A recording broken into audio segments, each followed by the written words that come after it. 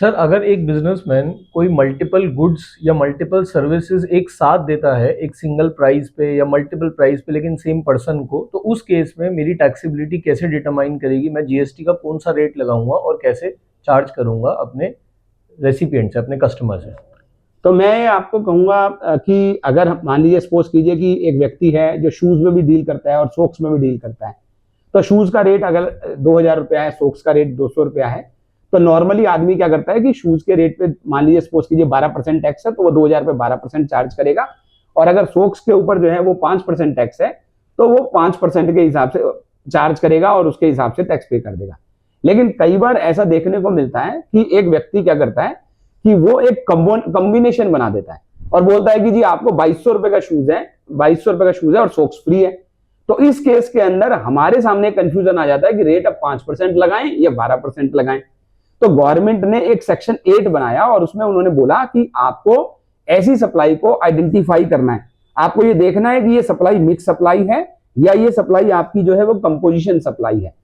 इसको देखने का जो बहुत सिंपल सॉल्यूशन है वो ये होता है कि अगर कोई दो एक्टिविटी ऐसी हैं जो अपने आप में इतनी डिपेंडेंट है ईच अदर कि वो नेचुरली बंडल्ड हो रही है, मतलब वो आप एक्टिविटी को दो को आप अलग अलग बेच ही नहीं सकते हो, तो उस केस में वो एक्टिविटी कहलाती है कंपोजिशन सप्लाई। और उस केस में जो मेरी प्रिंसिपल सप्लाई होती है, तो मान लीजिए सपोज कीजिए आप मिल्क खरीदने के लिए मार्केट में गए,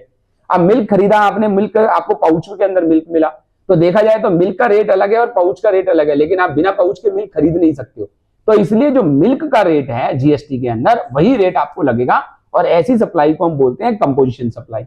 लेकिन अगर आपका ऐसा है कि दो अलग अलग सप्लाई हैं जिनको अलग अलग खरीदा जा सकता था पर उनको आर्टिफिशियली बंडल किया गया एक रेट में, मतलब मैंने अगर शूज और सोक्स या सपोज कीजिए मैं टीवी या सेट टॉप बॉक्स में उनको अलग अलग खरीद सकता था और उनका रेट भी अलग अलग है और मैंने उनको जानबूझ के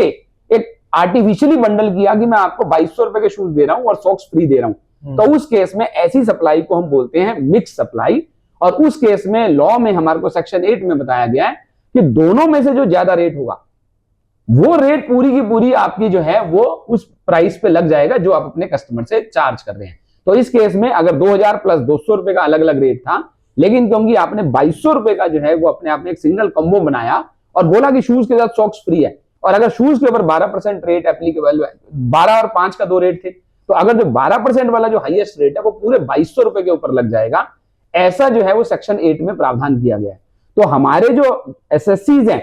जीएसटी की जो सर्विस प्रोवाइडर हैं, जो सप्लायर्स हैं, जिनको ये समझना पड़ेगा बात को कि अगर वो कभी भी कोई ऐसी कॉम्बिनेशंस करके बेच रहे हैं जिनके अंदर जो है वो दो अलग अलग तरह की प्रोडक्ट है पर उन्होंने एक सिंगल सेल, जैसे आप देखते हैं सेल लगी होती है एक के साथ एक फ्री, वो अलग बात है कि एक शूज के साथ दूसरा शू फ्री, वहां पर कोई प्रॉब्लम नहीं है। पर जहां पर आप शूज के साथ सॉक्स फ्री दे रहे हैं तो वो दो अलग प्रोडक्ट हैं, दो अलग अलग जिनके क्लासिफिकेशन कोड हैं, जिनको हम HSN कोड बोलते हैं, और वहां पर आप अगर बंडल करके एक प्राइस में बेच रहे हैं तो उस सप्लाई को आपको समझना पड़ेगा कि अगर वो मिक्स सप्लाई है तो हाईएस्ट ऑफ द रेट जो है वो जीएसटी के अंदर एप्लीकेबल होता है, उसी हिसाब से टैक्स चार्ज करना चाहिए, पे करना चाहिए, ताकि कल को फ्यूचर के अंदर किसी भी तरह की लायबिलिटी जो है वो एसएससी के ऊपर ना आए। सो टू सम अप, अगर आर्टिफिशियल बंडलिंग है या नेचुरल बंडलिंग है, that needs to be scene